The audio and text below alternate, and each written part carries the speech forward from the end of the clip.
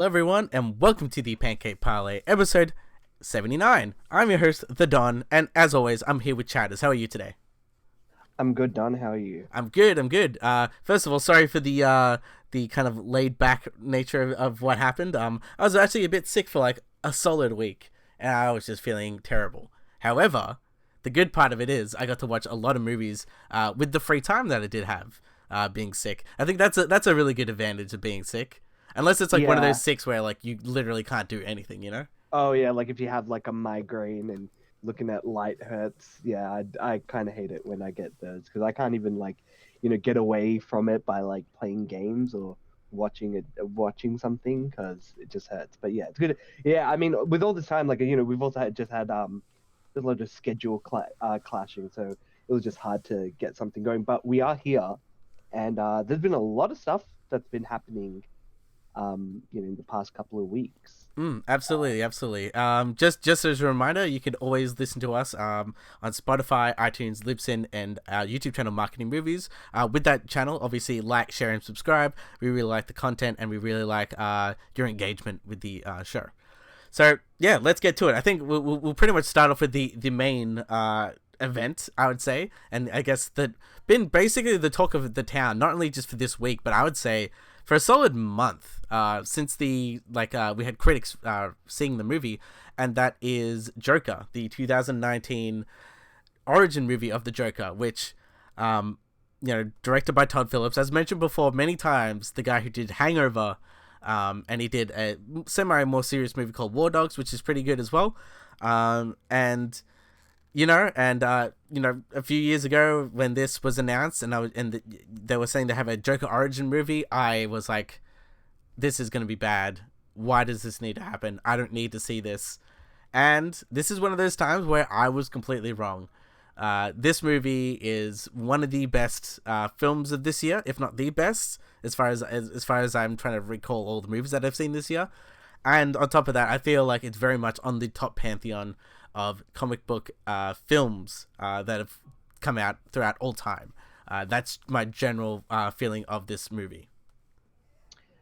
Yeah, I mean, I think you've kind of summed it up really well. I mean, initially when I heard the Joker movie was coming out, I'm always interested in what DC has planned, even though maybe sometimes what DC presents isn't as good as I might expect it. But I think the thing for me that kind of set like, okay, this is probably going to be a good film, is the fact that Joaquin Phoenix was in it. And he kind of single-handedly, like, I guess, holds the film together by himself. Well, that's the thing. I Because there think isn't any other. the movie in and of itself is like I'd say all the shots, like 98% of the shots are just as like scenes with him in it. I feel like Mm, there's like little to no scenes with anyone else. Like I feel like everyone else is kind of yeah. a side character. This is the main focus, and Mhm. I guess this is your main focus of the character. You're not seeing anyone else's real emotions or how they feel. It is very much you're trapped in his worldview of things, and Yeah, and, and and you're, how you're and always how there he's in the looking at moment. stuff. Yeah, and the thing is, I initially kind of thought like, okay, they're gonna borrow stuff from like the Killing Joke, so it's gonna at least be a decently put together film, and we'll just have to see. A lot of the kind of early reviews seem to, it did really well at, I think, like the Venice Film Festival, if I'm not mistaken. I think it like did really well there. Yeah, Got a lot of it won its praise. best award. There was a whole standing ovation for like 8 minutes, and like at that time, I think like Joker had like a 90% on Rotten Tomatoes. However, Mhm. due to the nature of the film, like it's dipped to like 68, 69, which I personally feel like is a major crime. Like I feel like 69% is pretty much at that level of something like a Justice League, and it's like this is a far different film and a better film than that completely. So I feel like it's targeted wrongly, I would say. Yeah, Because well, like I mean, before, look. because it used to have the high praise, and sometimes critics can get it wrong. But obviously, I think around the board, majority of people like this film. Yeah, well, I mean, honestly speaking, like the critics have got this film wrong. Like all the initial reviews I've been like reading about it have been talking about how it's like irresponsible, and it makes you sympathize with like psychopaths. It's like that's not what the film is about. The film isn't about you know, looking at like, well, because again, like I think there's this kind of thing that people seem to forget, that it's not necessarily, when you look at a movie, it's supposed to be good guy versus bad guys. It's supposed to be like protagonist versus antagonist. And while you don't really condone the behavior of the Joker in this movie, in terms of how he reacts to the world, you do sympathize with what he goes through and what the world kind of throws at him. And that's the kind of humanizing moment. And I think the problem is,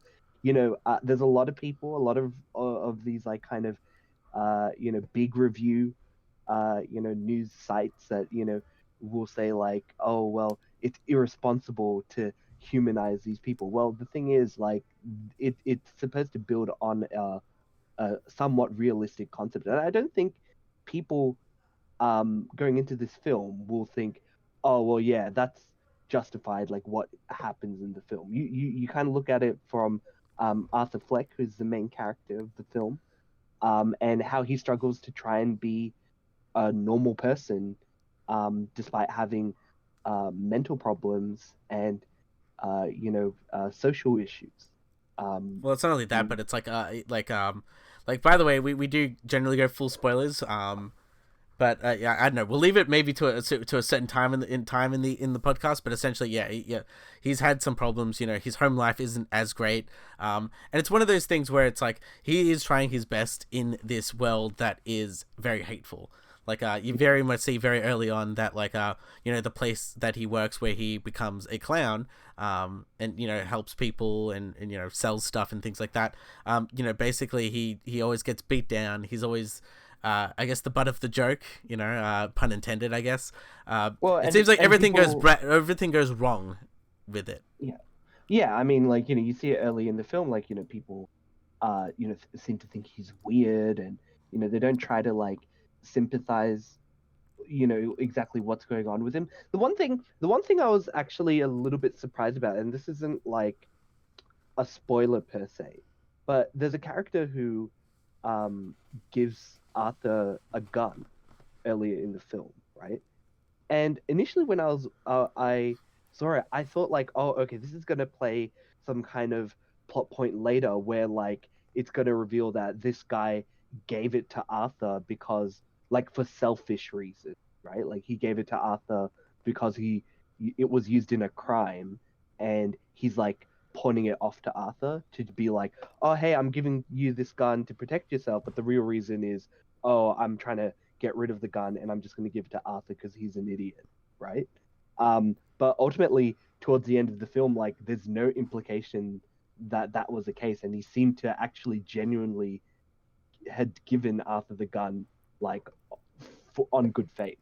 Right? Yeah, I feel like that interpretation is very much valid. I feel like just because this movie has, I guess, so much of just like everyone is out to get someone in this movie, it feels like anything that feels genuine interaction can be perceived in that way. And I feel like that's also the genius of the movie, is that very much like, as you were talking before about the critics, and like it's irresponsible to have such a film that can represent this or view this, and then people being like, I feel disgusted watching this after, and I'm like, yeah, that's a good thing that happened for this. That's how you're supposed to feel. Yeah, that's how you're supposed to feel. You're supposed to feel that.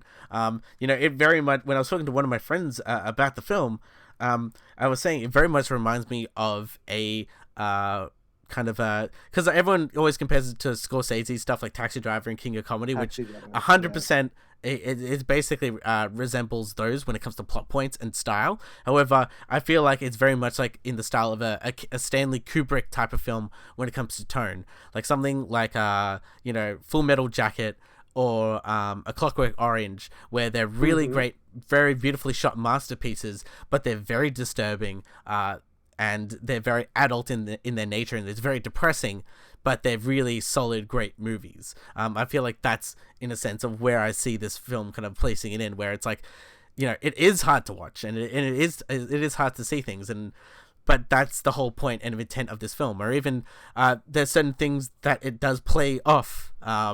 When it comes to trickery of, you know, the unreliable narrator when it comes to the Joker. You know, it's like, is like what's going on with him? Is everything what he sees is what we perceive, or is it actually reality? You know, it does all these beautiful things, you know, that isn't even just part of the, I guess, the main thing. So if you're just a normal person just watching it, maybe it's one of those things you wouldn't even pick up.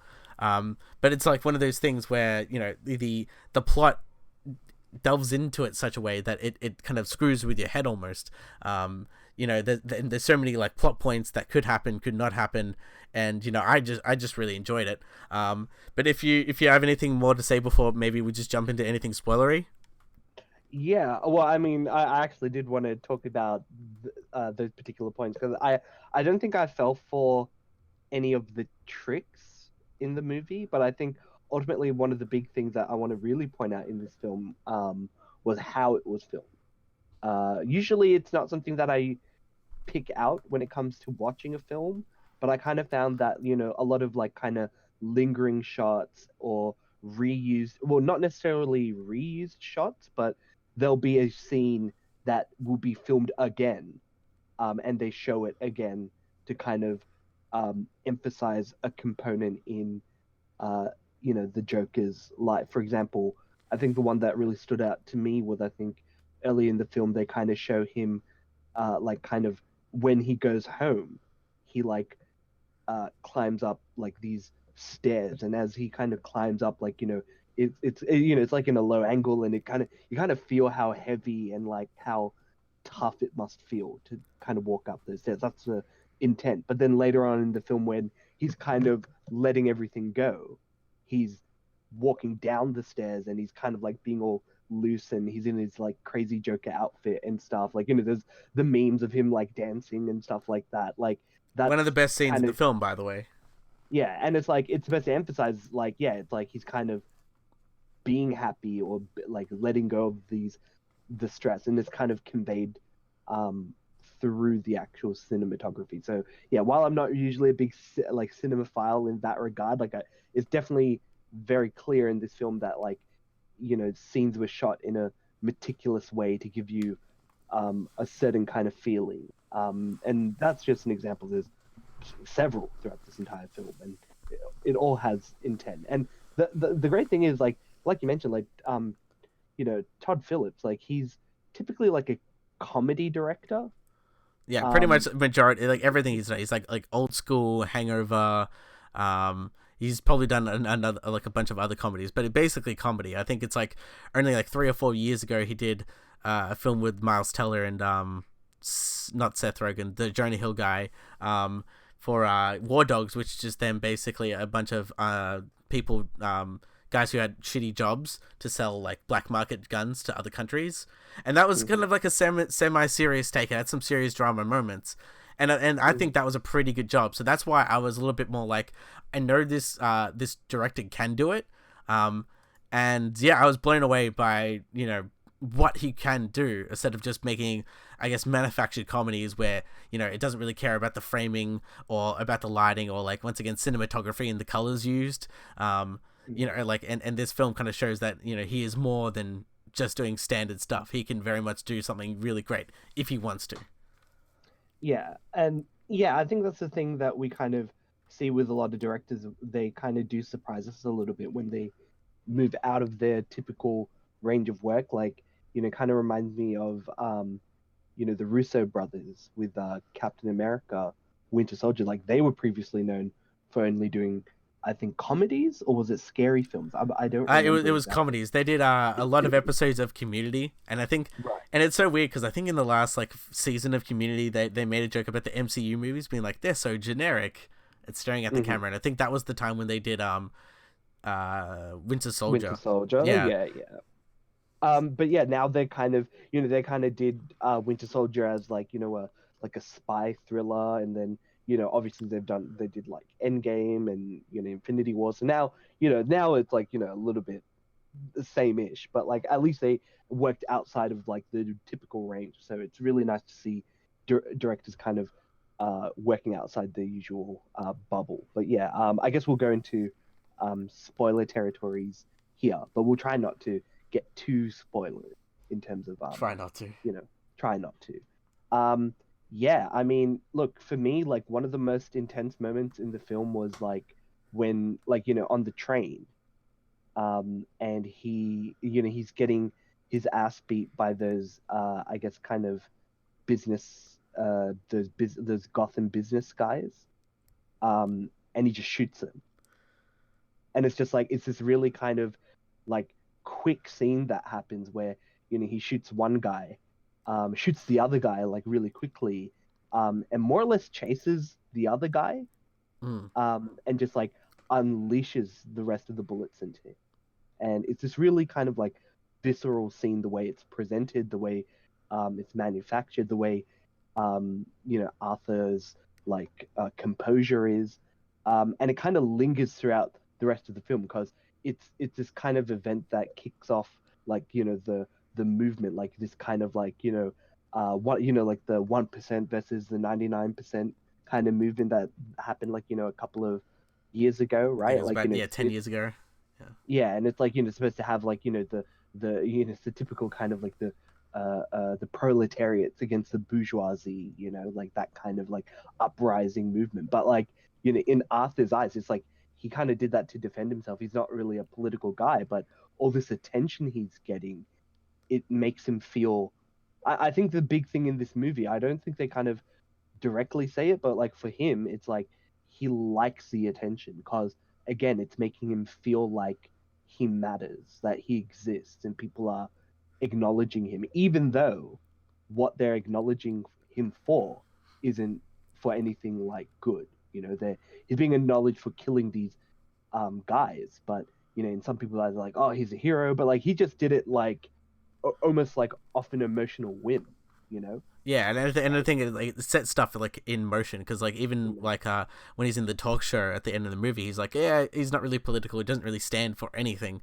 He's just a Mm. guy where it's just kind of like, he And just wants people to have civility, almost, like, yeah, and I mean and I think that's ultimately what it's supposed to be. Like all the people wearing the clown masks, like later in the film, like they're supposed to kind of represent like Guy Fawkes masks, right? Like and at the same time, like you can kind of see these people as being like your like your anti-fa, anti-fascist groups, or they can be seen as like right wing, kind of anti uh not anti-capitalist, but like just like kind of anti-government protests. They can be construed as whatever way you want to, and it doesn't actually take a position.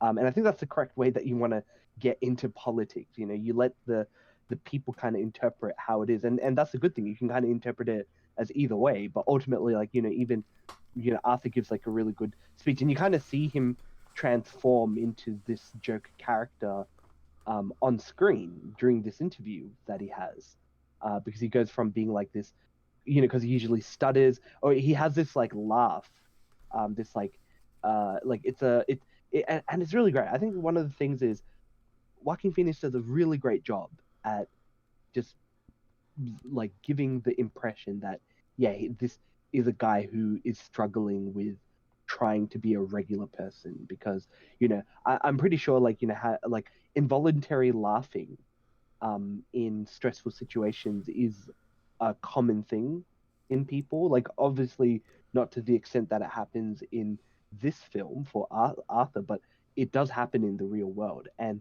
but like there is this like sense of like unsettlingness when it happens because we as the audience understand that when he's laughing like that, it's usually because he's feeling uncomfortable.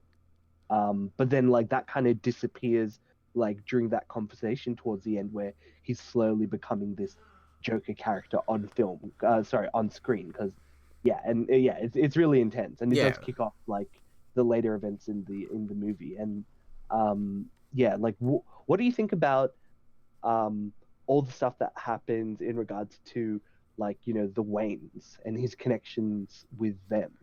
I thought it was done pretty good. Like, obviously, you don't really. I personally feel like you can cut that stuff out, and the Mhm. film would still stand on its own. Like Mhm. because to be honest, I kind of kept myself semi blind with this movie, and I really Yeah. wasn't really paying attention. Like I think there was probably some sort of casting news of like about like Thomas Wayne. However, I completely forgot about it until like later on. Like, oh yeah, there's gonna be like Thomas Wayne and things that I wasn't expecting to have a small Bruce Wayne in the movie either. Mhm. But that's the thing; those scenes were really great. Where like he goes to this charity event gala and he confronts Thomas Wayne. And he gets punched in the nose because his mom is quite delusional and thinks that it's his mom. All the way to things of just like Or his rocking, father. yeah, mom, or like rocking up to the Wayne Manor and doing that weird creepy Joker smile thing on Hmm. Bruce Wayne. I'm like, like these things don't need to exist in the film. However, they're so good, Yeah. and it very much like it kind of even puts it more into the universe almost of like this is it's still Batman related, even though it's like Mhm. very I guess distant. It doesn't have people fighting and comic booky, I guess. Well, I think that's the thing. Like I think someone, I think maybe like a cousin or someone said this to me, and basically that like a good comic book film typically seems to be a movie that can just be a good film, but then also has comic book components in it. And I think that's ultimately what this movie is about. Like if you just kind of have Arthur being like someone else, and you switch the names around, it can still work um as a show. It's just because there's the comic book connections, you can pull like a lot of other stuff in it. Like for example, like Thomas Wayne is supposed to be like the Waynes in general in the comics are supposed to be considered like philanthropists. They love Gotham, and you kind of see it when he's going on the political diatribe, and he calls all the people clowns, and it's one of those things that again, like you can imagine people being in the rich elite being completely out of touch with the common man, and saying something like that. And so the kind of the dislike, and ultimately what you see happen at the end. Like I think it's a really good foreshadowing, and it's a really interesting way to kind of do the origin of the characters. Now, um, personally, I like they kind of hint at that. Yeah, like the Joker. Like they kind of keep it vague enough to make you wonder, like, oh, is Thomas Wayne um Arthur's father, right? Like that's a big question that happens in the film. What do you think? Do you think that it is the case, or do you think that his mother was crazy? Well, that's the thing. It's like I feel like it's a strong. He's adopted, as far as I Mm-hmm. know, but it could have been because what you also do find out is that he got abused when he was a kid. Mm-hmm. So if it's still kind of a mystery because like even though because I don't know the way they frame it in such a film, you can interpret it anyway because in such a way like Mm-hmm. Thomas Wayne's like no you're delusional and it does make the case that the mum is delusional, but at the same case Yeah. she knows who the mum is and there's not much background on that because at the end after all this he's getting his makeup ready and he kind of sees the picture of his The mom and it yeah. says TW for Yeah, Thomas Wayne you have a beautiful smile, yeah, and it's TW, and I think and you can interpret that as well as like she either wrote that because she was playing into the lie, or that was real. But at that moment, yeah, the Joker was kind of like, I don't really care he either way. doesn't It care doesn't matter. exactly. It doesn't matter in the end. Exactly. I think that's what's really good. But I think the reason why just as a side note, I kind of think it's really weird that his mum would adopt a child randomly. Mm. Like I think that's the only thing. Like everything else can kind of make sense about like, oh, she kind of she's in love with Thomas Wayne and made up this lie about Arthur being like his son. But the one thing that kind of doesn't make sense to me is like, why would she just randomly adopt a child? That's the one thing that kind of doesn't make sense to me, and kind of lends credit to the whole, how they say earlier in in the movie that, oh, Thomas Wayne and his lawyers made her sign that she abused him, even though it doesn't reveal that it is the case. And yeah, like it's multi-layered, like in this whole film, like in terms of what's going on. And like you said earlier, like yeah, there is this like unreliable narrator vibe to it throughout like the whole thing, since you're only receiving information either secondhand from someone else as Arthur, right? You don't actually know what the true intent is. And I think that's what's good about the film. You can kind of go in, have a perspective, and come out of it getting something different from someone else. And maybe that's the reason why people are kind of going up in arms about this film. But I don't think it deserves the controversy. I think like it's a good film. It's filmed really well. It's yeah, like I don't know. It definitely again, it kind of seems to be like the case that we're getting the classic like reviewers are out of touch with the audience. Like Mm-hmm. on you mentioned earlier. I think it was like it's currently on like a 69 from critics and like 90 from audience, whereas like on Metacritic it's 59 from reviewers and 9.3 from the audience. So Or it if seems you to be. even if you look at IMDb, which like some people can like spam that, but like IMDb is like everyone and anyone, and that's like literally at a 9.0, like. And of course, that's probably going to fall because more and more people will see it. But it's like a solid 9 on IMDb. And I feel like and like I'm looking at it right now. The Dark Knight has a 9 as well. Like it's one of those types of things where it's just a solid film. But and that's the thing. It's like I feel like it does all these really great things with cinematography as well, the lighting, the framing of stuff, or even like as we mentioned before with the violence. When they shoot the Wall Street kind of kids, I guess it is very realistic in its take. It's not glorified or it's not gory or cartoony. It's just blunt, and that's what it would kind of be like. And that's why I think more people are disturbed like this because he's not only like we don't really talk about the performance that much, but the performance is amazing.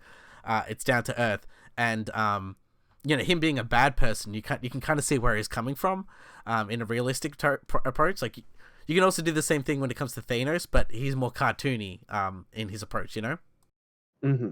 Yeah, I think ultimately like the big thing that this film does is it kind of gives you an origin film for a villain, um, and it makes you sympathize with what happens to him, not what he does, right? But Mm. you understand what kind of got him to break, given the word. Because even like several times, like he's talking to his psychologist, and he's like saying like, "You don't even listen to me.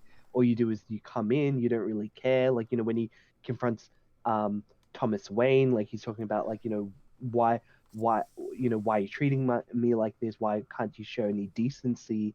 And then even up to the late night show where he's even pointing out like, yeah, you've only brought me on to just kind of laugh at me, and it just ultimately he kind of snaps then and there. um and Which, by like the way, I cannot get that scene out of my head. Honestly, like it's one of those things where this film, I'm still thinking about it. Like after a week of watching it, it was especially that scene, like that whole set piece. I need to rewatch over and over again because like, it's just really well placed. Like him dancing on stage and kind of revealing like his whole thing of just like this city is turned to shit. They have many plot points where there's no look, no one's funding or anything, and it's just like that scene of for example him shooting the talk show host is just stuck in my brain.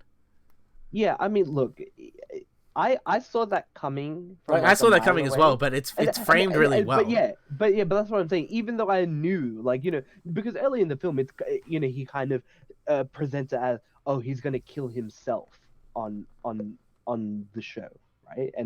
But then he does that, and it's almost worse because you can kind of see the effect that it happens like right after. Like you see the other host, they're like cowering and they run away. Like one of the kind of people who is like functioning the camera, he's like kind of hiding behind the camera. You can kind of get that feeling of like how people feel in the presence of like guns, like in that situation. So you kind of feel the tension like immediately, um, as all of it happens, and it just kind of erupts from there. You see it all kind of like cascades into like this enormous kind of riot outside. All that. The other thing I wanted to point out that I also kind of saw coming was, the girlfriend, Yeah, the right? Like you girlfriend kind of side see, of things. Yeah. yeah. I mean, look, I kind of saw that like every time like Arthur kind of became confident and kind of did things correctly, I kind of saw it as like, yeah, this is a dream sequence. No way what he's doing is coming out as what he thinks. And the same thing with the girlfriend, like him being smooth and him being like going up to like there's a scene where he like goes to her apartment, opens the door and just starts immediately kissing her, and I'm like, no way, that does not see, like that sounds like someone's romantic vision of how something like that would be. And that is ultimately what gets revealed, because later in the film he kind of goes to her apartment and she's just like, what the fuck are you doing in here, and it's just like, yeah, he really is crazy because of all the kind of trauma and abuse that happened to him. And they leave um it in like an open fashion where it's like, did he kill her? Who knows? Or like at the end when it's revealed that I think he's in Arkham Asylum, you don't know if he yeah. thought about it all in his head or it actually did happen and he got caught. I feel like there's a lot of interpretation of that, but either way, it's still a good scene. Of that happening as well, and mentioning before, when it comes to the apartment scenes, I think one of the scenes that we haven't talked about that I would say is a pretty good standout is the bit where he kills the friend who gave him the gun in his apartment. Um, Mm-hmm.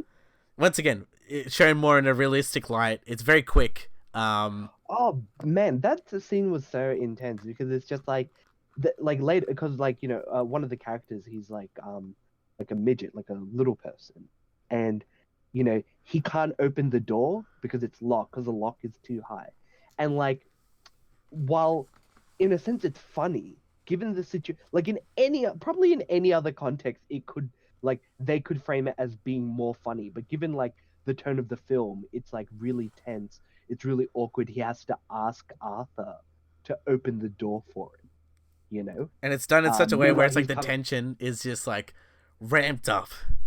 yeah, like like as he's like walking past, like because Arthur's like, "Oh, I'm not gonna kill you. Don't worry, you can leave." But as he's walking, like Arthur like sticks out his hands, like as if he was like gonna try and choke him. But it's like that's like a joke for him, but like obviously to the friend, like not so much. Like really awkward, really scary. It's just all done in a really great way. Yeah, especially because Um, like in the background when he's killing the friend, he's like, "Why'd you do it?" And he's like crying and whimpering, and it's like in this shocking moment, and then it kind of like switches to like a 180 where he's just like, "Hey, I'm gonna be on that talk show," and the guy's like, "What the hell is like going on?" Like it is very much just like it's like a switch of the mind. mhm. And I thought that was, yeah, that scene is one of the best scenes. And like as mentioned before, the dancing scene right after it, solid performance, solid dancing. And I feel like, yeah, I don't know, there's a lot of good framing. Like there's bits where you don't really understand it that much, but he does it. Like for example, when he kills the Wall Street kids, I really love the scene. Like he runs off, and then he just goes and finds a public bathroom, and then he starts dancing, and like his dancing is like maybe like symbolism, him being free, or this is his expression of his true self. Mhm. Like and he doesn't look in the mirror, he just does this dance. When he feels these things, or like there's that, or even just random stuff where he gets the call and then he locks himself in the fridge, or like Yeah. when Yep. when he's at the comedy club, and he's writing down jokes, being like, girls like make sexy jokes or something like that, or like he Yeah, laughs at and jokes what everyone else laughs at, but he doesn't get yeah, it. he laughs like on the offbeat, like on the like on the setup, and not the actual punchline like everyone else is. It kind of shows that he's not really understanding. And again, that kind of goes to show that like he's there's he has psychological problems in terms of like social development, right? Mm. And it's conveyed in that way. Like again, it's funny. Like the notes about haha, sexy jokes are funny, but like it's not the fact that they're sexy that's funny. It's like the way that the joke is presented, or the ridiculous scenario, and what happens is what makes it funny, right? Mm. Um, yeah, all that, like you can kind of see, and you can kind of see him struggle in trying to be a normal person, and his kind of, I guess, downward spiral into madness. And I think ultimately this movie does an excellent job at conveying that. And there are talks about there being like a potential sequel. Um, I'd like a sequel to this. It doesn't necessarily have to be about like Joker per se. Like, I've heard like, oh, well, maybe we can do it from the perspective of like Bruce Wayne, and having a more like kind of, I guess, a Bruce Wayne that kind of goes into fighting crime, but done in a way that's a little bit more cynical as well. Mm. Like, you Well, know, that's the thing. It's not only that, but people have said like if they can do that with Joker, they could do something along the lines in for something like what is it Lex Luthor or something like that. I don't know. yeah, Yeah. Like that's the thing. It's like I feel like because like if you think about the impact of I guess this film, aside from the crazy articles that have been written about it and like the hype hysteria of people like banning people to kind of see it. Other than that, I feel like this is very much a turning point as well when it comes to I guess comic book films and especially with DC. We always talk about DC and stuff like that, and they have this is their way of doing things. I think this movie was made for about like 50-60 million dollars, which is literally mhm. nothing. Like it has no green screen effects or anything like that. Not really. Well, yeah, Has well, I and it's so nothing. cheap to make, and it's already made I think $300 million. Like Yeah, it's doing really well. I think I think beat like Venom in like first week earnings like this quarter or something like that. Like something ridiculous like that. And yeah, I mean it's only going to make more money, and I hope that all these kind of uh I guess these kind of like reviews for the film that is kind of propping it up as being like dangerous and stuff doesn't prevent it from like winning awards, because this movie deserves to win like something, at least Joaquin Phoenix, at least for his acting in this film he deserves like an Oscar or something in regards to it. yeah, and um that's the thing. It's like, and it's no easy feat, I guess, to do it because it's just kind of like, we did say that we did see the Jared Leto Joker, and I feel like sometimes it just depends on how everything is framed. Because for example, the Dark Knight, for example, like Heath Ledger, he does a really great performance in that film. Now, if some random dude like me, for example, just started randomly saying stuff like that, it's just not as cool or is not as interesting.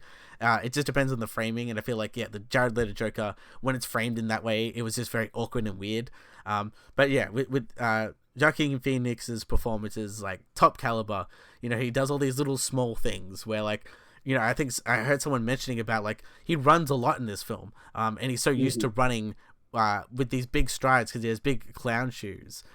mhm. But when he doesn't have these big clown shoes, he like walks, he like runs differently, but he runs with them. But he's so used to having these big shoes on, and Mhm. having like little small things like that make the character kind of move and tick, and and I think that's like seeing of a good caliber actor. But yeah, back to I guess to the movie side of things, it's just like, this can very much change what DC can be doing, and I've said it many times that they can have their connected movies if they like to, but they can also do one-off type movies where they're not really connected to anything, and it just tells a singular story, and it's done in their way, like an Elseworlds type of thing. And I feel like we're at that point, I would say, in the movie/comic book era medium where we can do that, and you can separate it from something else and it should be okay. So I feel like we need more things like these, and I feel like like as mentioned before, like Scorsese had a heavy influence on this film, and like seeing it or not, and he said something like the MCU movies are not really cinema, they're just entertainment, they're not really trying to say something, or they're not trying Yeah, to he frame said it in that such a recently. way. And I feel like in something like Joker, it feels like it's more like the Scorsese, like it's cinema, it's trying to say something, while something like a Batman v Superman or Avengers is more just a piece of entertainment rather than trying to Yeah, convey like bad something. guys shoot. Yeah, bad guys shoot guy.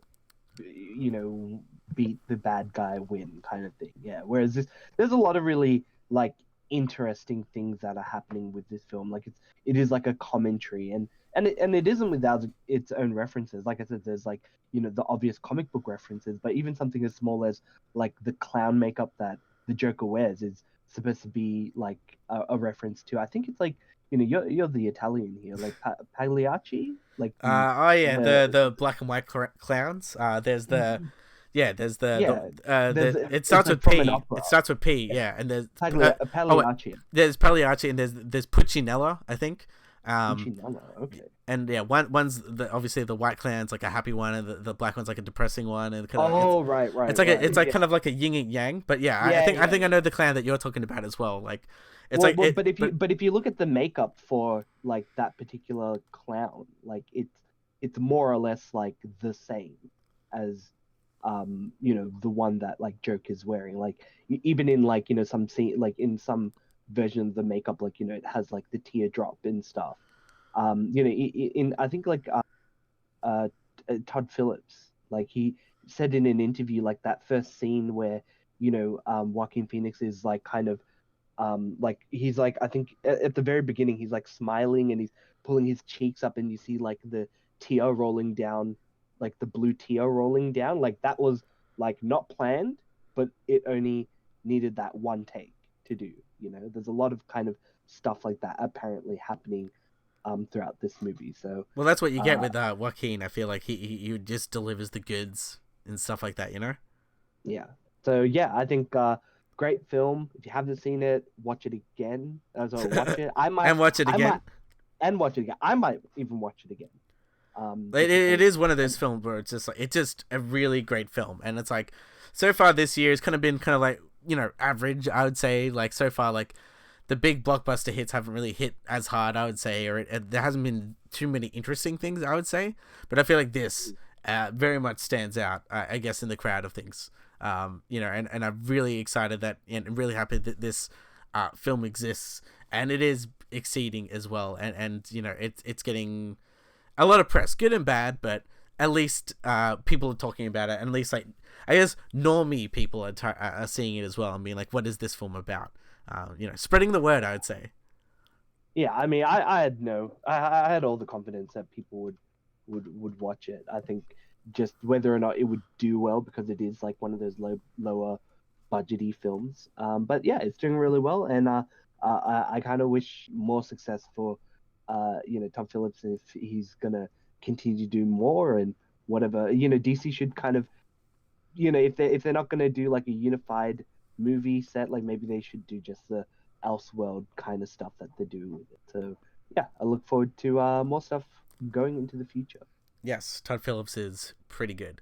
But moving on to another clown film, you saw It Chapter 2, correct? Yeah, that's correct. Because, um, like I had some friends who were like, "Oh, we're gonna watch the movie," and I'm like, "Oh no, I haven't watched It Chapter One." So I quickly watched It Chapter One, and set myself up for It Chapter Two. Now, like have you watched the original film? The original. The one with the Stephen Curry? No, it's not Stephen Curry. It's the Yeah, other yeah, one. yeah. The Steve Curry's the basketball player, Yeah, right? it's what's it Um, called? Tim Curry. or maybe Tim Curry. Yeah. Yep. Yeah, I've Yeah, seen that Tim one. Yeah, Curry. it's 80s, the Yeah, yeah, 80s thing. Yep. yeah, yeah. I think it basically follows the same kind of beats as that film as well. Like ultimately, and the thing is, like, I kind of saw that this film didn't get like as much buzz as like the previous film. Like everybody loved It Chapter One, and oh, I can't wait for It Chapter Two. And I watched It Chapter Two. I think here's the problem with the two films, right? Like, so the original film was like a TV series, right? That was then stitched together into like this 10-hour or like 5-hour movie, right? Um, whereas It Chapter One could be is like its own separate thing. Whereas and then It Chapter Two is like the kids in the future, like the losers in the future. In the previous 1980s film, like it was stitched together in a way that like it's set in the present and like you're with the adults and then they have flashbacks to the events in the past that was relevant to what they were going through in the current. And I think in a way that kind of made the film at least the second part of the film more digestible in terms of what's happening than it being just something like what it chapter one and two is, which is two separate stories. Um, and ultimately, I think the big problem that it chapter two has, well, because by the way, I think chapter two, it's a good film, but it does have like some missing elements to it. Like it doesn't seem as scary to me. Like there's very creepy moments. You're obviously creeped out by the it clown, but later on in the film, like you're kind of revealed to like its original origins as this kind of it's kind of known as the Deadlights. It's this almost like a Cthulhu-esque figure. Like you don't know where this supernatural entity comes from, but you know that it came here to basically, essentially destroy all life on this planet. Hmm. Um, and but at the same time, like if you're kind of watching this film and you're just like, what the fuck is happening? Like towards the end, and and and you kind of don't get that with it chapter one. It chapter one, like I think, is much scarier in terms of the things that happen in the film. There's much more creepier moments. Like if you kind of like watch it chapter one, there's like a scene like in the library where like the fat kid is like looking through the book and he's kind of seeing the clown and it's coming closer to him. But if you look in the background, like one of the like library people, like one of the people at the library is like watching him, and you can kind of see like, oh, that's the it clown like pretending to be it and like influencing the kid, right? Like Hmm. it's one of those things that you don't realize. Like I realized it on first watching, but like later on, like I was reading a thread online and they pointed out, oh, these were like all the times that he was on screen, like to kind of, and I'm like, oh, I didn't realize, but it's one of those things that they put. You don't really get that as much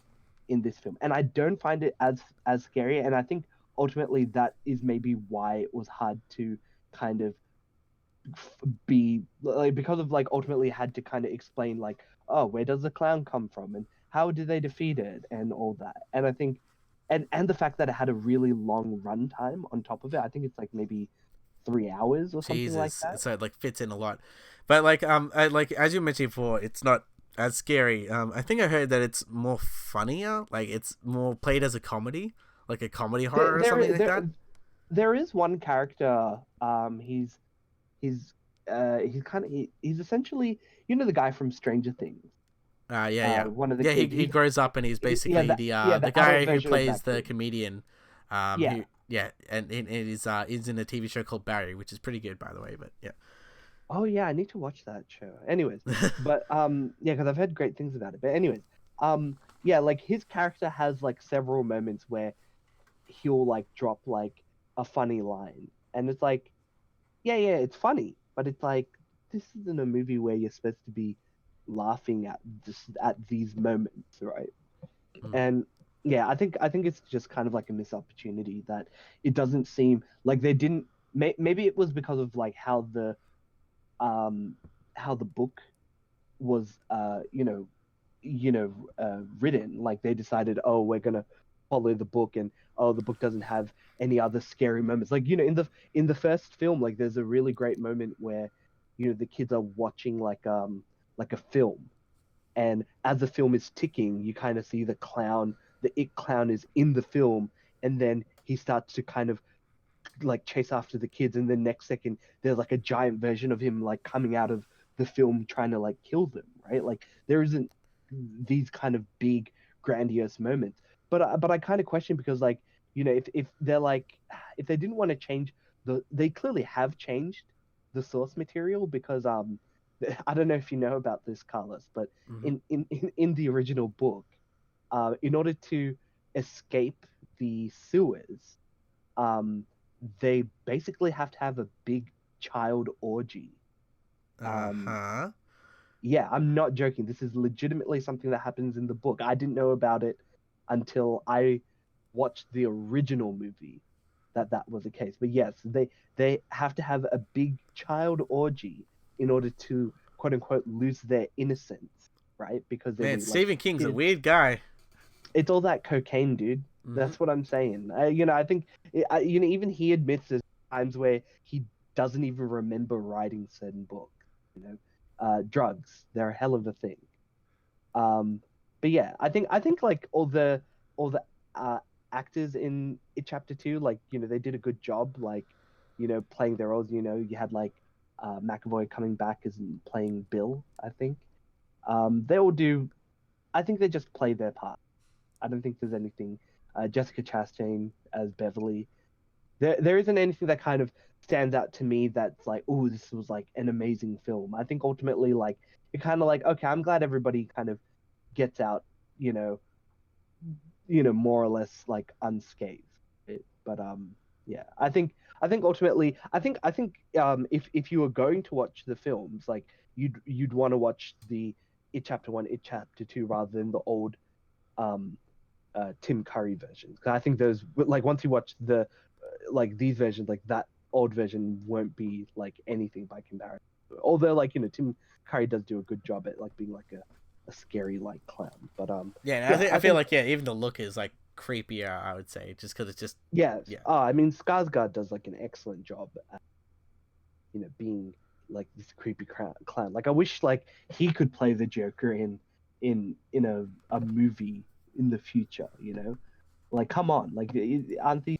Isn't is it by WB? I don't know. Yeah, yeah, Yeah, it it's a is. It Warner does. Brothers It is film. by. Yeah. It is by Warner Brothers. Why can't they just? The Warner Brothers owns DC. Just get them to To do a put them crossover, I got a together. feeling that there's some sort of crossover somewhere. I wouldn't be surprised if there's something out there. Or someone made I, it. Yeah, or it'll be or something like that. But yeah, no. Ultimately, it does wrap everything up. But yeah, like you just prepare yourself to be like maybe a little bit confused, like kind of going into it. Like I get what was happening more or less by the end, but it is kind of weird, and I think you just have to toss it up to the typical Stephen King novelization and typical weirdness that comes out from it. But yeah, that's it, chapter two. But speaking of clowns in general, like um, there was also like I get we've been kind of late to all this, so we haven't had the opportunity to talk about it. But we also saw the Birds of Prey trailer come out, Mm-hmm. and kind of giving us like the first look of the movie. What did you think? I don't know. Like, it kind of looks very average. Like, there's nothing really that stands out to me on this trailer aside from the, I guess, lighting of it. But I think, I guess, the tone of the trailer, it is. I think everyone's kind of said it before. It kind of feels more like a Deadpool type of thing. Like, it's Harley talking to the audience, which I don't know if that's for the trailer or it's actually in the movie. But I feel like it looks very, like, I don't know. It looks like another Suicide Squad, but like not a really good vision of the Suicide Squad. Not only that, but I've seen some criticisms which I don't like. I'm kind of two worlds of it. Is that since Harley Quinn's in it, everyone's saying this is basically Harley Quinn and the Birds of Prey. Mm. That it's her movie and she has the spotlight over the Birds of Prey in and of itself, because the Birds of Prey have their own team of Huntress, and sometimes Katana and things like that, and Black Widow, not Black Widow, the other one, Black Canary. Black Canary, yes. So and they have their own kind of team, and I feel like Harley Quinn is pretty much like rounding up this team. And she comes to seem to be the leader. Now that could not be that might not be the case, purely because obviously Harley Quinn and Margot Robbie is a familiar face, but as well as a high selling point. So I feel like maybe they're doing the Warner Brothers trickery of Look, presenting her front and center. But I think there has been a few leaks in this film about the plot of this film, and it just seems like very like weird in a sense of just like I don't know, like it's so odd, this film, I guess. Like I don't know I what to think of it. I don't have any confidence that this film will be any good.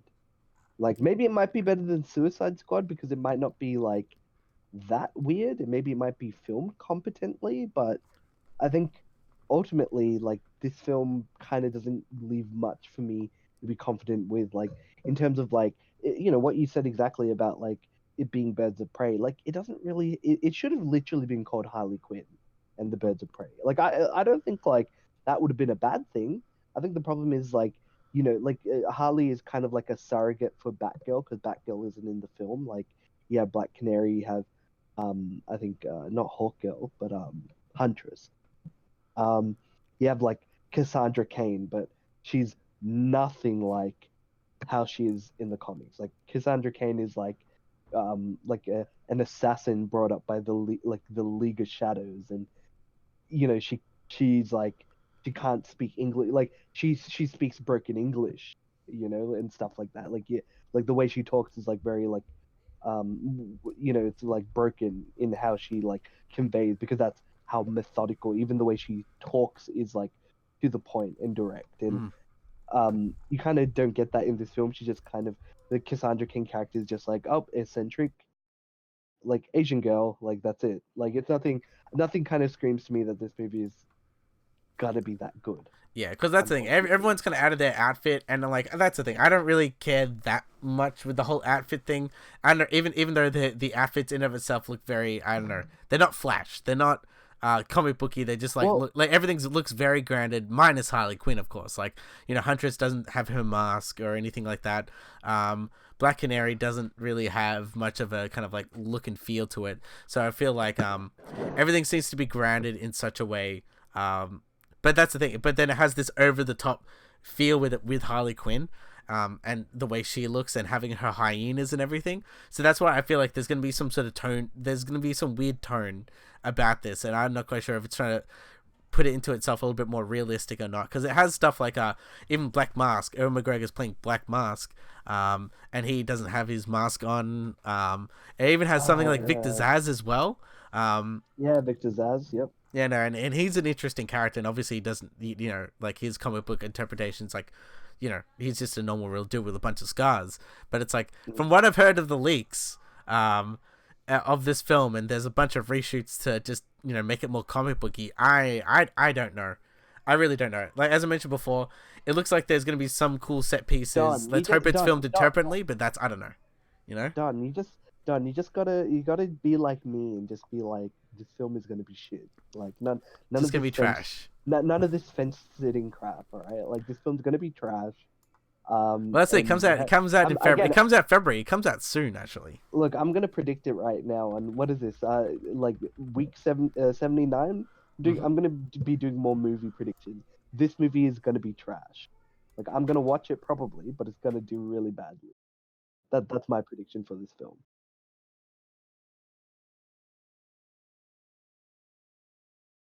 Where the film is gonna go, I'm happy to give it some leeway, but I think that in the end, like it's not going to live up to the expectations some people had. Even though people don't really have much expectations for this film, given Suicide Squad, I think people are more looking forward to Suicide Squad 2, because we have what's his face directing. We have James Gunn directing, and it's James like, and I feel like the Suicide Squad, I guess the idea of it is a lot more entertaining than the Birds of Prey.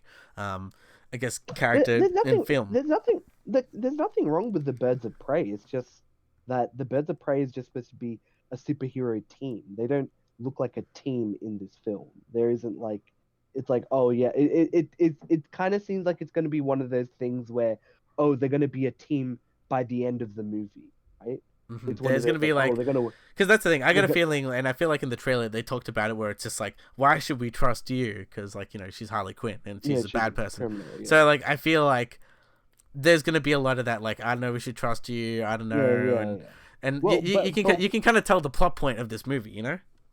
Yeah. Whereas like, with something like Suicide Squad, at least you can they're like unreluctantly working together, but at least they're working together, and there's none of that. Will they work together? When they work together? Like they set the tone really quickly in terms of what's going to happen. I think that's what's going to be more interesting to see with Suicide Squad 2, which hopefully will just be like a soft reboot of the whole thing. I think that would be far more interesting things going forward.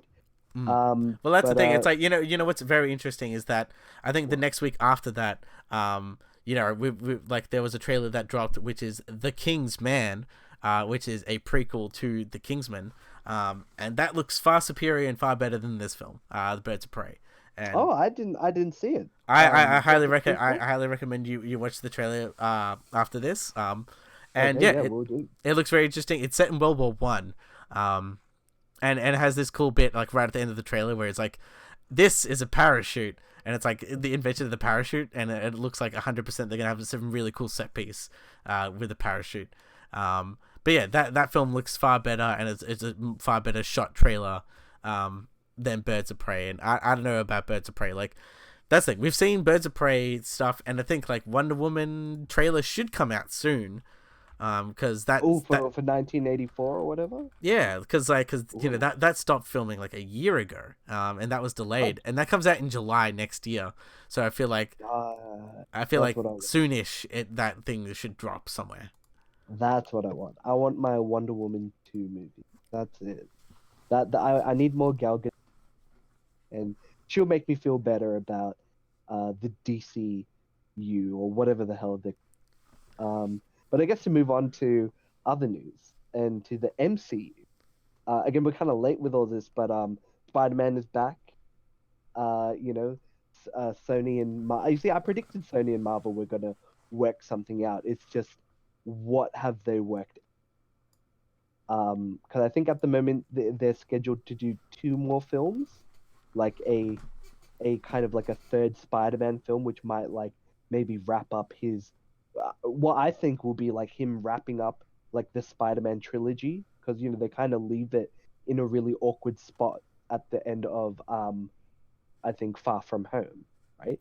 Mm. And so it's going to be a movie that'll probably close that out, and then also one more unnamed movie, which will probably be an Avengers movie of some kind. And maybe I don't know Um, a crossover with Spider-Man and Venom, possibly. well, I think that's the deal. I think that's ultimately what Sony wanted. They wanted the ability to use Spider-Man in their films, and I think ultimately that's what um, Marvel had to kind of concede.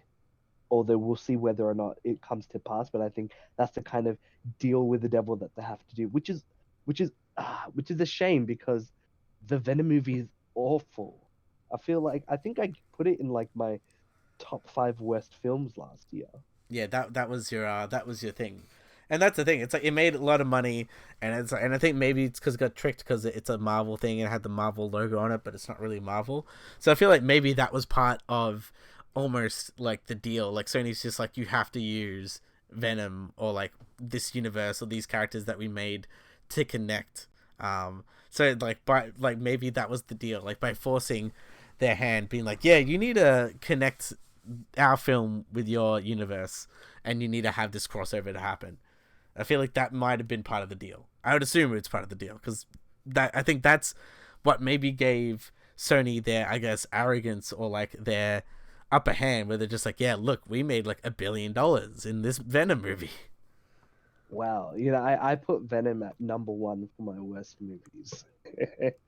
So yeah, I ugh, I don't know. It's one of those things that it's a business thing. I think my problem is like, okay, so they give the ability for them to film two more Spider-Man films, but then what happens to Spider-Man? Like people are only temporarily relieved what's happening with him, you know? But like, moving forward, once they lose their Spider-Man, you know, like are they gonna care as much in regards to are they gonna chuck a fit over the fact that he's not gonna be in the film? I don't know. But given that they are a large corporate entity, it kind of leads to another thing that's been happening recently. I don't know if you've been following all the kind of I guess the Chinese kind of boycotts and related with the Hong Kong protests. There's a lot of kind of controversies that have just kind of spiraled out all at once, right? Because I've been watching the new season of South Park, and in the second episode, it's literally about like how corporations in general are kind of bending over backwards to kind of please China in terms of like, potentially sanitizing their products so they can go into the Chinese market because there's a big chunk of money that a lot of people get from there. Mm. And then subsequently, I think like a week later, South Park got completely scrubbed from the Chinese internet.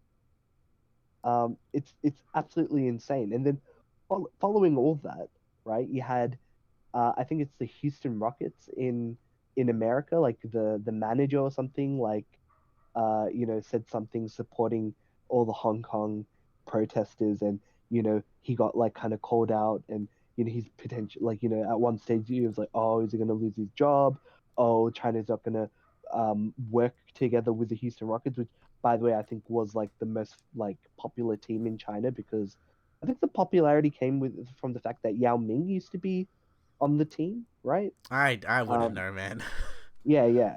And then on top of that, like I've been playing Hearthstone since it's like the beginning of the game, and like recently, I think at like uh like at one of the Grandmasters Championships, um, the winner basically said something along the lines of, um, you know, uh, basically showing his like support of Hong Kong and talk and saying that it's the kind of revolution of the modern era, and he's kind of been stripped from his like stripped of his winnings and banned from playing competitive Hearthstone for 1 year, That's right? a pretty. So, That's I think that's a pretty severe punishment. Like even just oh being yeah, like and they for saying like all right, like even something like a banning for 1 year, like it's pretty severe.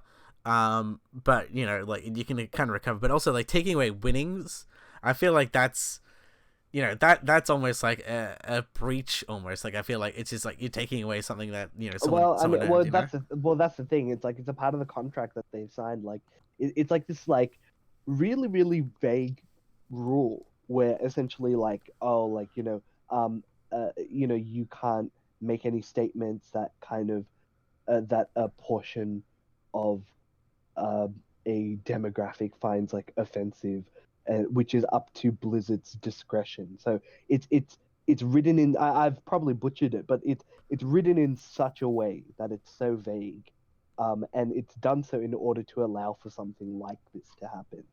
And so it's been great because I've been seeing the subsequent backlash that's been happening. And it's really amazing. I'm just sitting here like looking, eating my popcorn and playing Hearthstone and laughing at all the memes and people mocking China. You know, like it's awful all the stuff that's happening.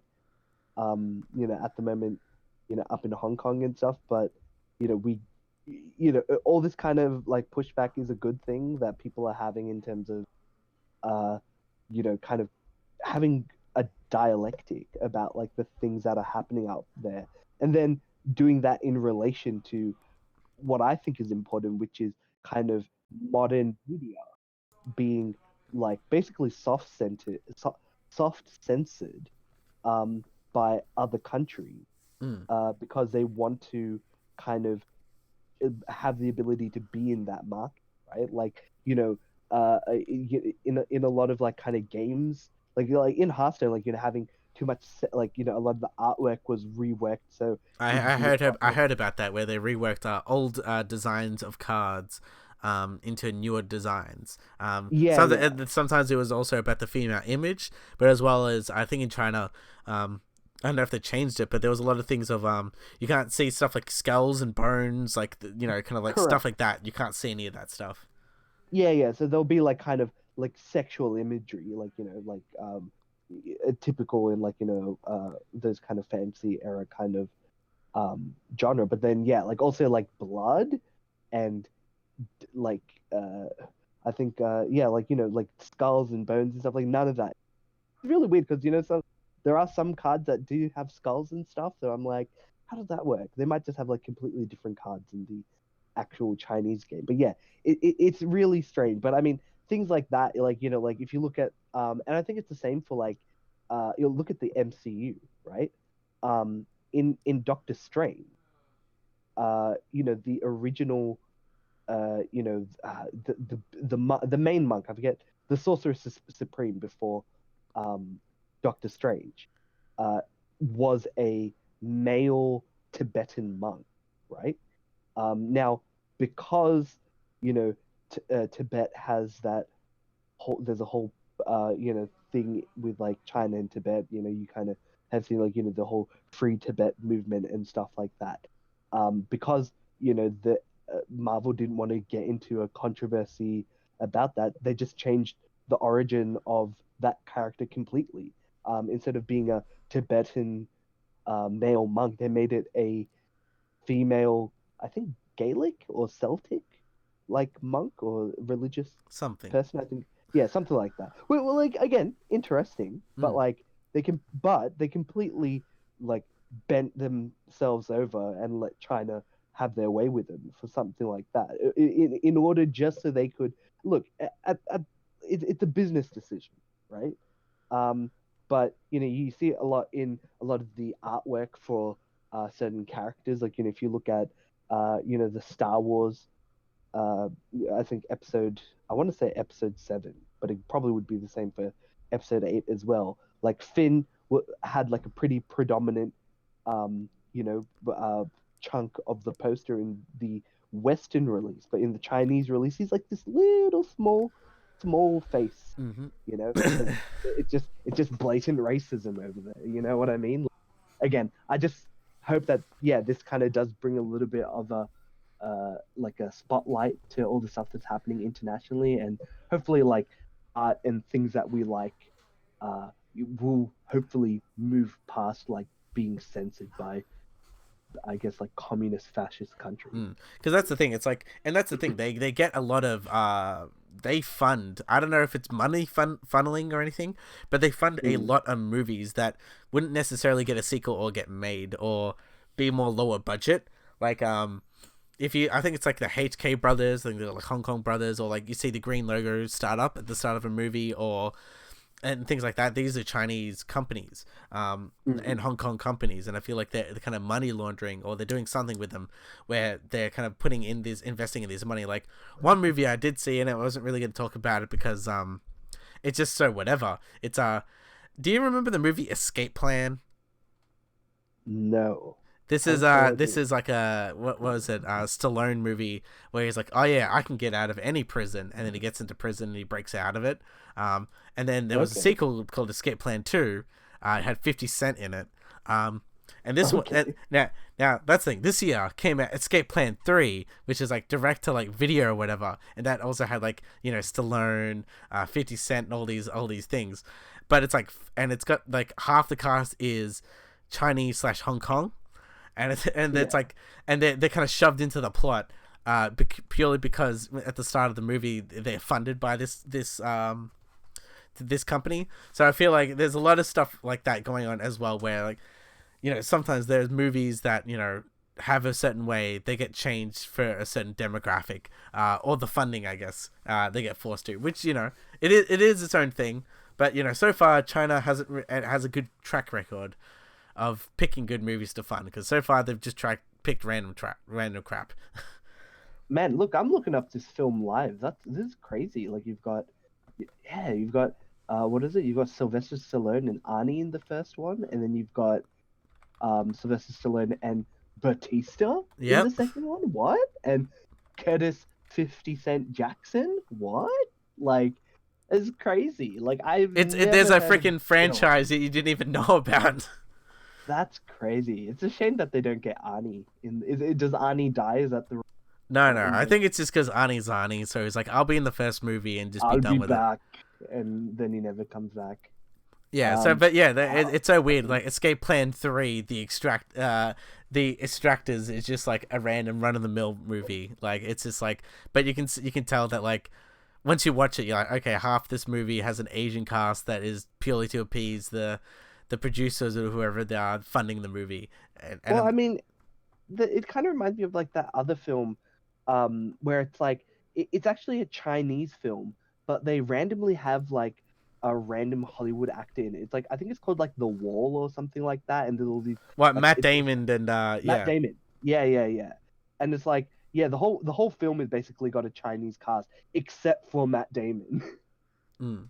By the way, that movie looks pretty, like color wise, it's good. It's really good. Yeah, it's directed by the guy who did the movie Hero, which is like a kung fu film, and it's kind of got like this Hong Kong wire work, and it looks really beautiful. Like the colors they use is really top notch. And this film does some really good stuff with like the Great Wall. I think it's called The Wall, or The Great Wall. Okay, the Great Wall. But yeah, I think like the action's just okay. But yeah, it's just so random that they're just like, yeah, we just randomly get Matt Damon in there, so because he gets eyeballs and tickets, Yeah. Another just side thing about animation, since we were talking about South Park earlier, which, by the way, if you haven't watched the latest season, you should. It's really great. I didn't know about this, but BoJack Horseman got cancelled on Netflix. Well, that's the thing. I don't know. I don't know. I think like cancelled is probably a strong word. I feel like maybe the creator is like, I'm done. Like, and I'm gonna kind of wrap it up. I don't think so because I think according to like one of the statuses, I think Aaron Paul is one of the creators. He said in a tweet, "We had a wonderful time making BoJack. Couldn't be more proud. Fell in love with these characters just like everyone else did. But sadly, Netflix thought it was time to close the curtains, and so here we are. They gave us a home for 6 beautiful years. Nothing we can do about it.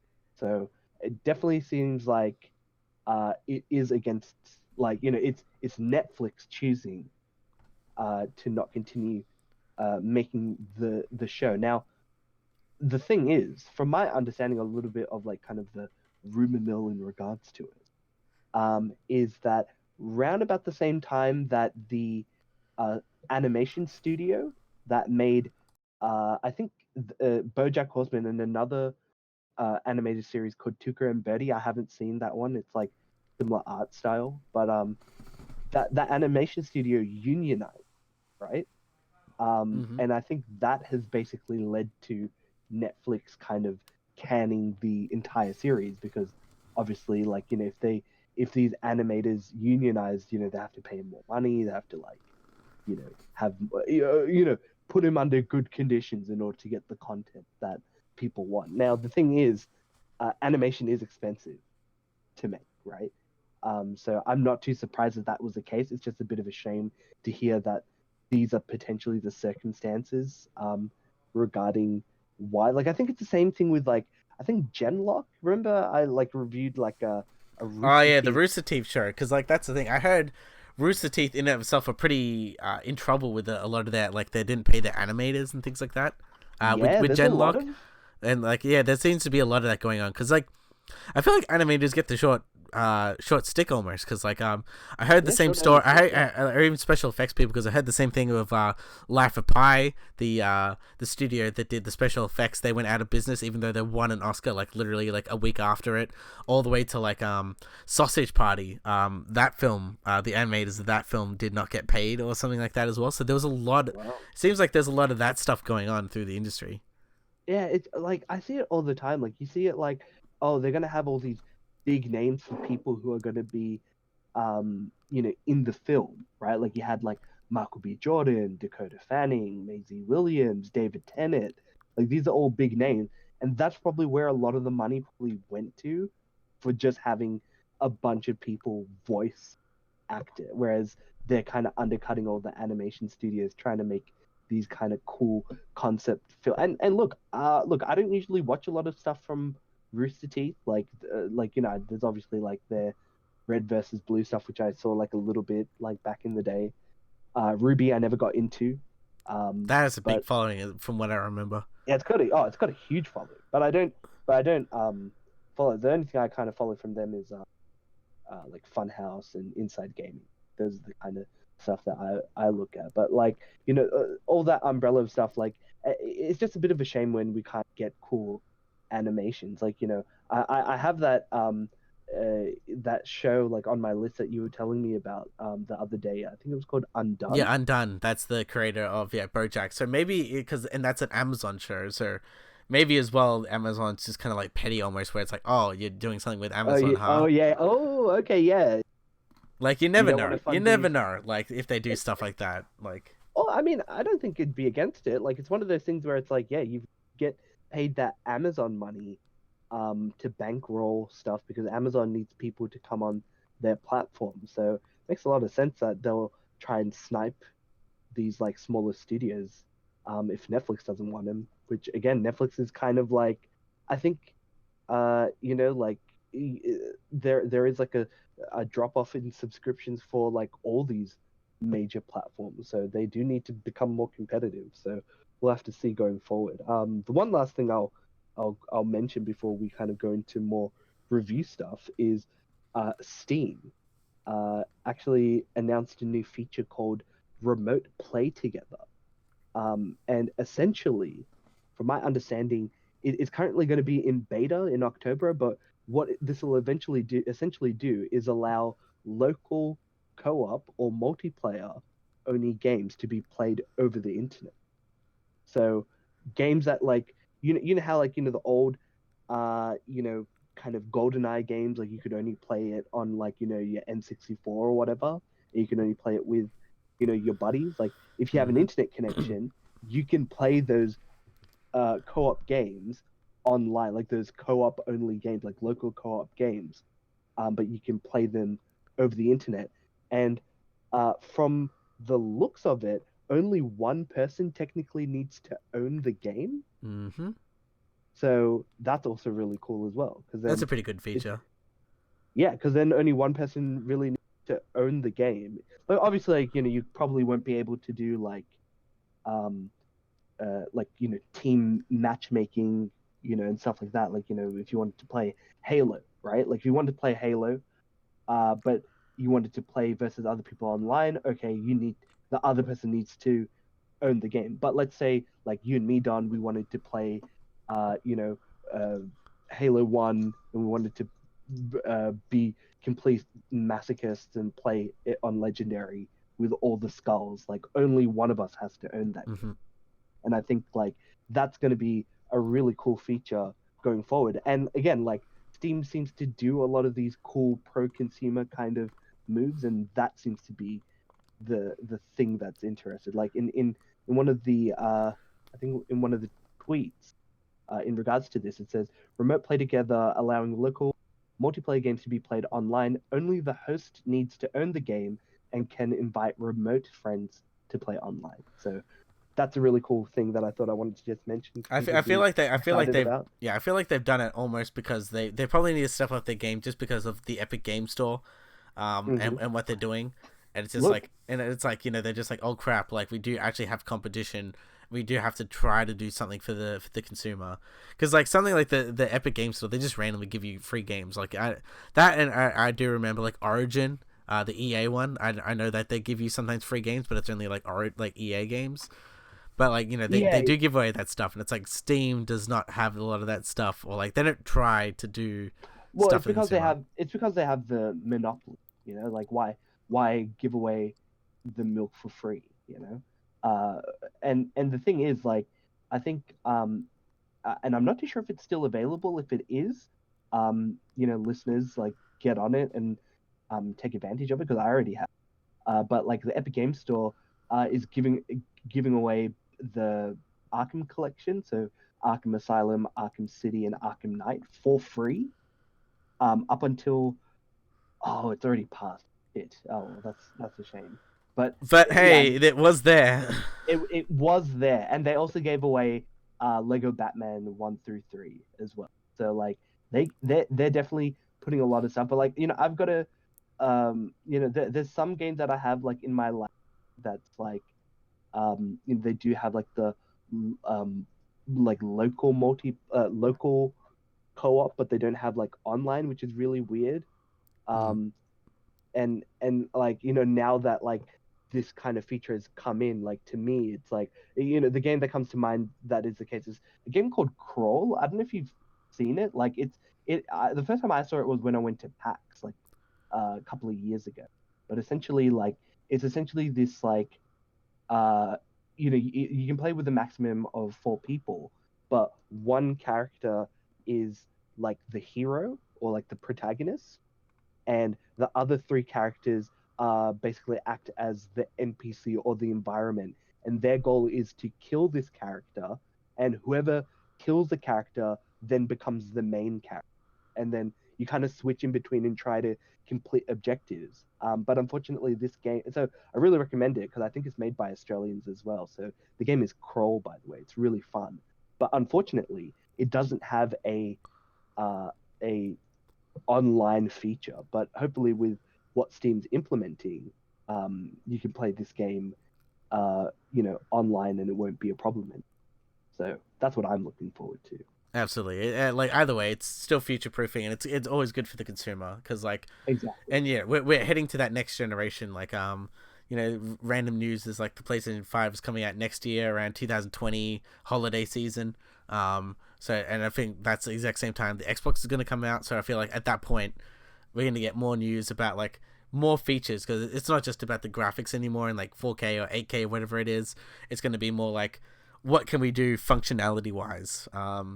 and cool features. And like I've heard a lot of things about crossplay.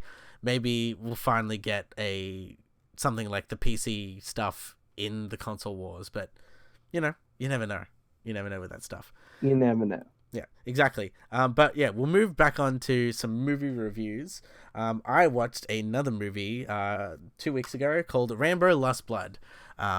This is the, I think, supposed last film in the Rambo series, hence the name Last Blood. But obviously, titles can be very misleading, of course. Misleading. Yeah. Yes.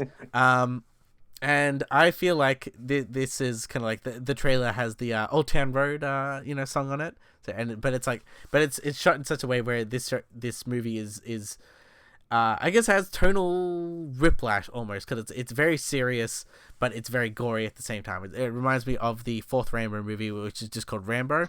Back in the 2000s, everything was just like simplified. They try to do that, but that movie is just called Rambo, and that one had extreme gore and violence. This one has the exact same thing.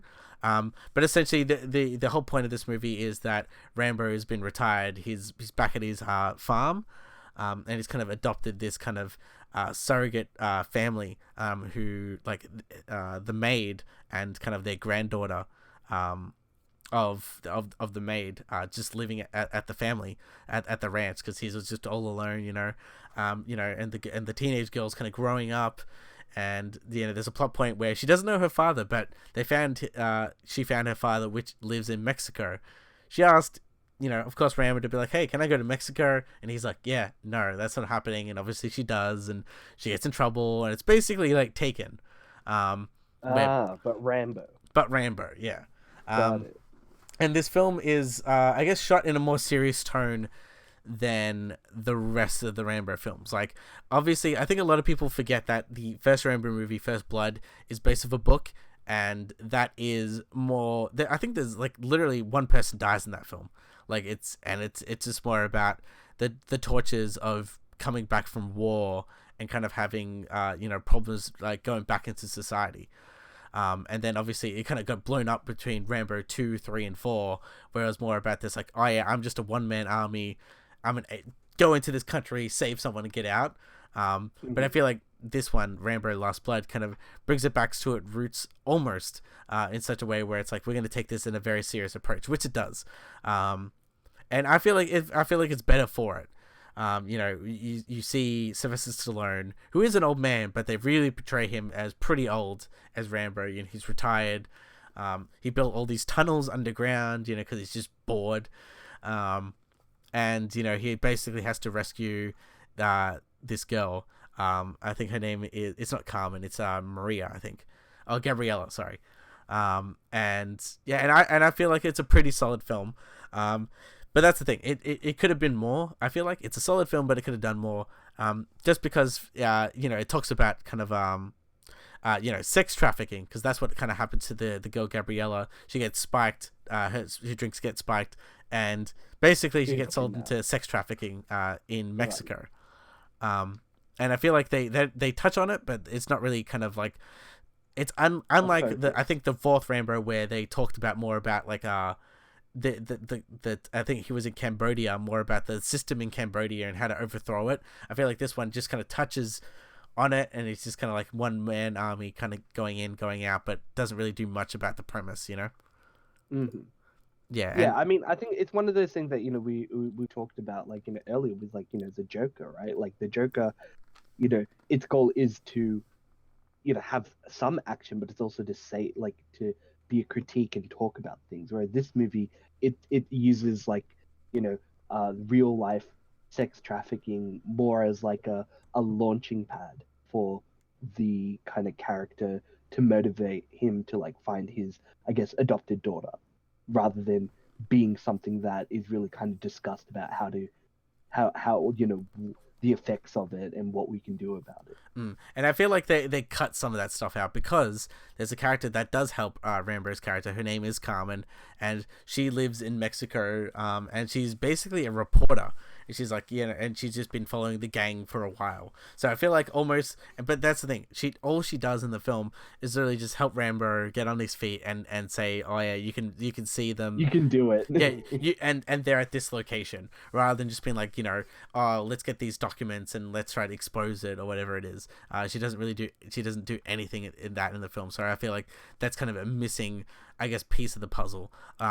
What I will touch on is that this film is very gory, as mentioned before, and but it's done in such a cartoony way where it's almost like over the top, and it is pretty fun in such a way where it's like it does take itself seriously, but at the same time it does have that kind of semi 80s camp at certain points, because obviously I don't want to spoil too much, but essentially what happens is the final showdown is at his ranch where he built all these tunnels, where it's kind of like these old service tunnel, looks like World War One type of thing, and he basically does Home Alone on all these tunnels, and it's like the coolest 20 to 30 minutes of him just literally just mowing down people, or like people getting shot and you can see the skull, to like nails getting stuck into people. So it is like gory in such a way, but I feel like it's probably there just to have that shock value. And like, yeah, the final kill in this film is just like so over the top, but it's so cool though. Don't want to spoil anything, but it's really solid. But like, overall I feel like this is a pretty solid film. Like, it's a Rambo film. You don't expect too much I guess thinking going in. There's not much thinking in this one, but I feel like I think it's a good time, and it's a good ride. And for a last Rambo film, I feel like it does wrap it up relatively well, unless of course he just comes back for another one. But either way, Rambo, solid film. But aside from that, I did watch another movie that came out in cinemas earlier last month, which is Ad Astra. This is the I guess Brad Pitt space movie. I feel like we get a space movie every single year, more or less. For the past few years, we got like Gravity, Interstellar, The Martian. We got all that stuff. But is this movie more like The Martian, or more like that really bad Sandra Bullock film that everybody... Is that Sandra Bullock, the one? The Gravity one, yeah.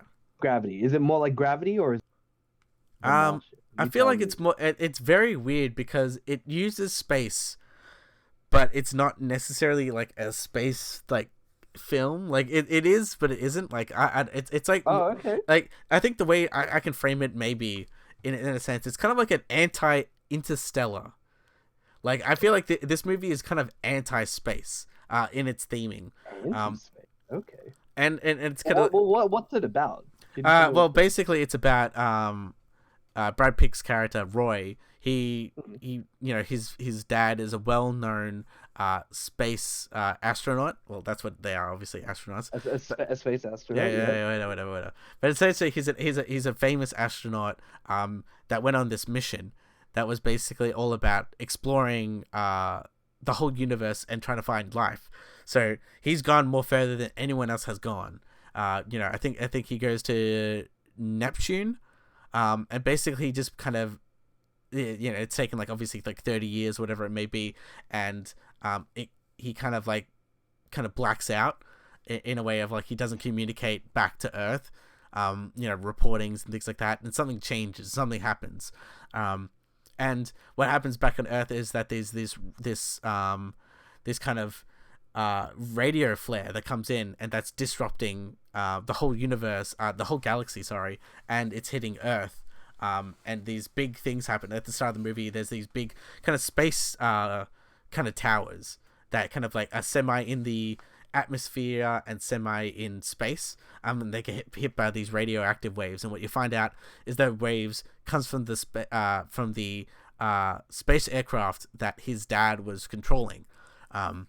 So the whole point of the film is they don't say NASA, but it's whatever space company is saying, hey, we got this mission for you to go and find your father and try to talk to him and try to bring him back. I think that's basically the premise of the film. However, what happens in the film is that it might be actually more truth than like the optimism of trying to travel space, is that they frame it in such a way that, like anything, there's always a hierarchy, and there's always secrets, and there's always control and things like that. So like Brad Pitt's kind of been used as a pawn to talk to his dad just because he has a blood tie rather than anything else. And then like obviously throughout the film, like, you know, people don't trust him because they have this whole thing. It's very like Blade Runner almost, where it's like he has to do these tests, and it's kind of like a, you know, like Spock or something like that, where he has to be non-emotional. So it's like emotion doesn't affect him and it affects the mission. Because the whole point of the mission is try to convince your dad to you know, stop and to talk to us, or basically we're gonna just blow it up. That's kind of the whole thing, and it's kind of him trying to be like talk his dad down, and exploring literally across all of the galaxy to find his dad. Oh, okay. So yeah, it's basically his weird radio, like solar flare waves fucking people up, and they send him to try and find out what the fuck's up with his dad, and that's the movie.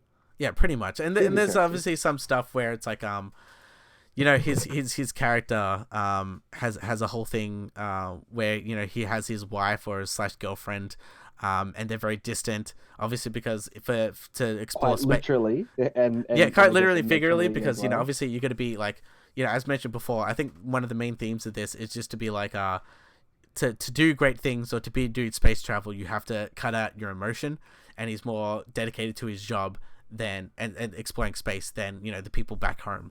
And I feel like that's kind of the main premise of the thing, is like, because even at the same time, Brad Pitt's dad, who he's trying to find, left him when he was a little kid to explore space. So that's what I'm saying. It's kind of anti-space travel and like anti-Interstellar, where Interstellar's more like, let's explore the stars. We have some optimism to help everyone. I feel like this film is very anti that, where it's like, you know, you're going to abandon people when you travel space, or you're going to turn off your emotion while traveling space. So I feel like those are the main themes and premises of the film. I think they explore them relatively well. Visually, it looks pretty good as well. There are some stuff in the film that I'd kind of question. Like, there's like kind of anything that can go wrong will go wrong in this film. Like, there's a bit where they find like an abandoned ship, and right. obviously they're gonna be like, I think it's in between like Mars and like Saturn. And they're just like, yeah, we have to answer the distress call. So they answer the distress call, and obviously something bad happens.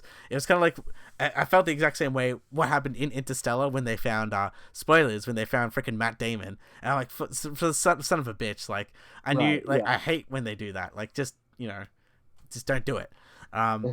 So there is stuff like that, but it does have some interesting... I praise the film in its I guess aesthetic.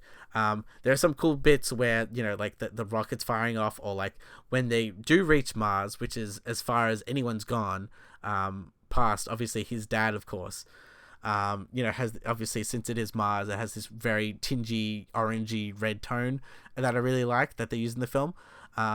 They do some also interesting I guess world building. Not only was I talking about the, I guess, space elevators or whatever it is, but they also have some cool scenes where they go to the moon and they have a secondary planet in the moon, which I thought was very interesting.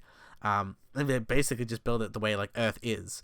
But since the moon is not 100% colonized, there's actually moon pirates, and there's actually a scene of like people, like bad people, shooting them with space lasers. So I found that very interesting, you know? I mean, it seems like it has like a pretty interesting premise, and it's kind of approaching films in a different approach. But I'm looking at the Rotten Tomatoes score for it. Audiences gave it a 40%. Is there some reason for that? Do you know?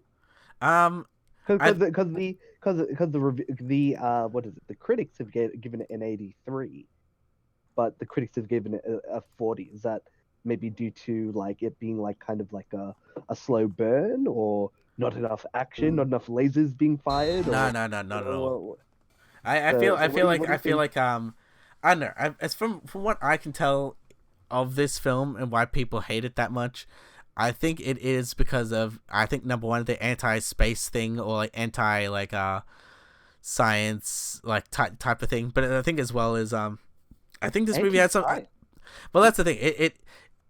the way, as I mentioned before, it frames it in such a way where it's like, there's a bit when they do go to the moon, and then Brad Pitt's monologue that's talking to the audience is kind of like, his dad would have hated this because his dad's all about the science and exploration and space and things like that, and they basically commercialize the moon to make it like like Earth, and like they put like, I think they show signs of like, oh yeah, subways on the moon and stuff like that. So it's like it's kind of like that as well, but science ruined the moon. Got it.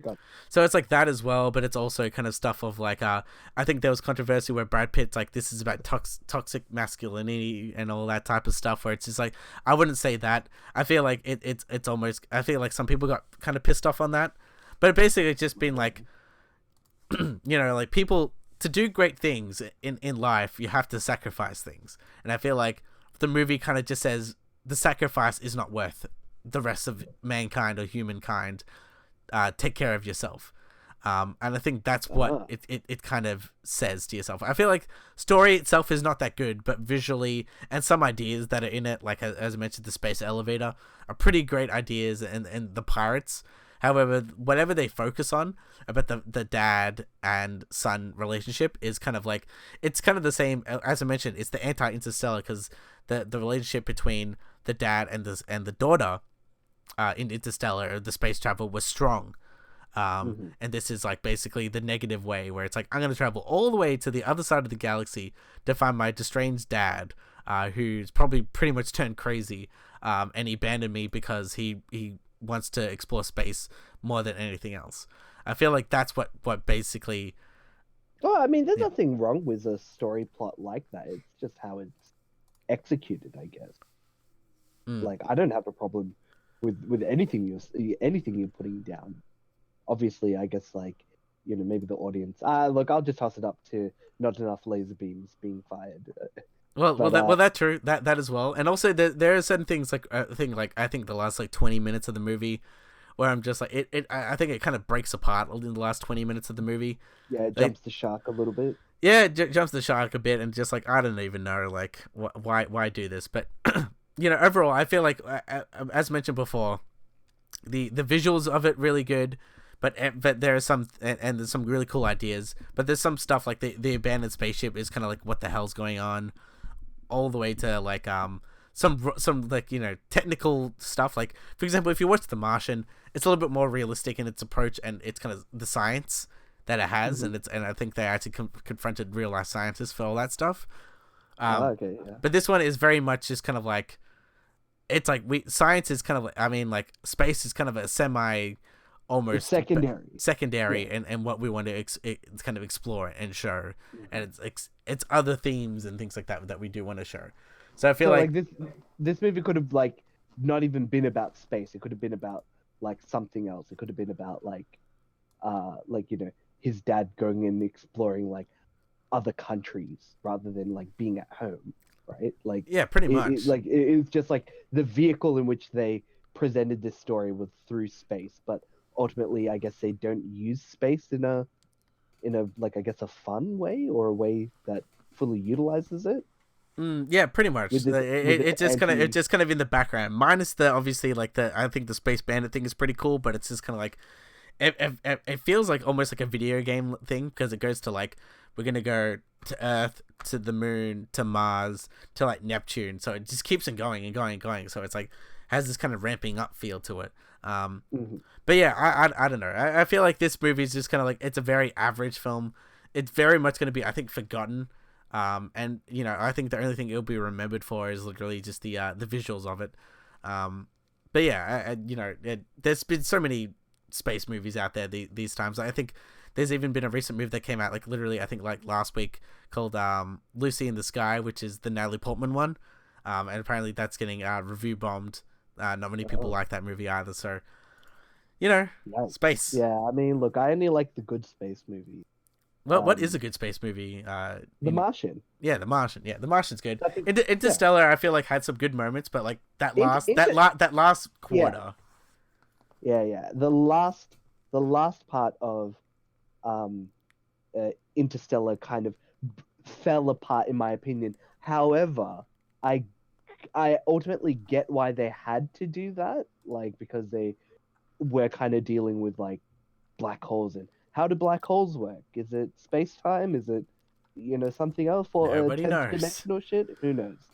But yeah, it's cool to see them kind of explore those kind of concepts. Like, I mean, like I've been catching up on a lot of comics. I've been behind, but I've been catching up on a lot of comics, and like, they kind of explore like, hey, like what is like teleportation? What is black holes? What is like, multiverse and 10th dimension and all this kind of stuff. So like, yeah, like I like, when we don't know the answer to something, putting in an answer or an explanation can be better than keeping it vague, so long as you're using it in a story plot point. So yeah, I mean, I like Interstellar. I don't think it's as good as, people rate it to be, but I think it is a good space film. But I think I like The Martian. I think I Absolutely. just like Yeah, yeah, I think I absolutely. just like The Martian in general. Yeah, it's just a solid film.